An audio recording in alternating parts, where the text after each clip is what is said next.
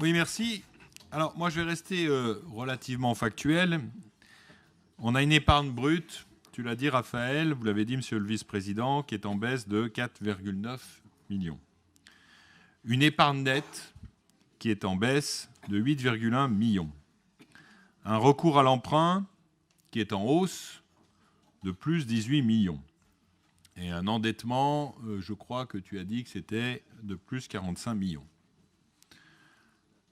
Si c'est pour poursuivre nos dépenses d'équipement, nous avons toujours dit que nous étions favorables et qu'un petit peu d'endettement supplémentaire par la métropole pour favoriser nos dépenses d'équipement, à condition, je ne reviens pas sur le débat précédent, qu'elle soit bien choisie.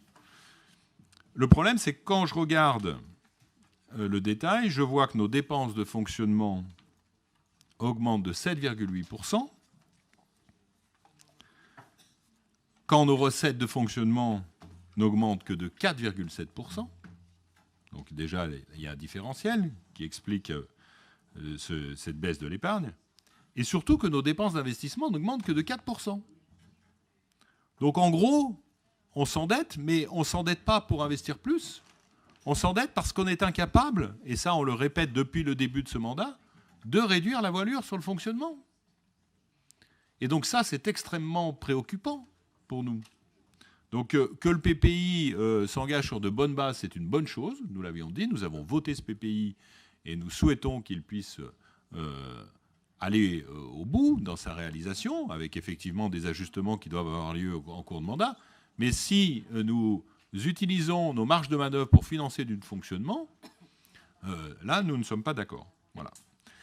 Et puis, excuse-moi Vincent, du coup, c'est ta remarque sur la dette qui m'y a fait penser, mais moi je voudrais parler d'une autre dette.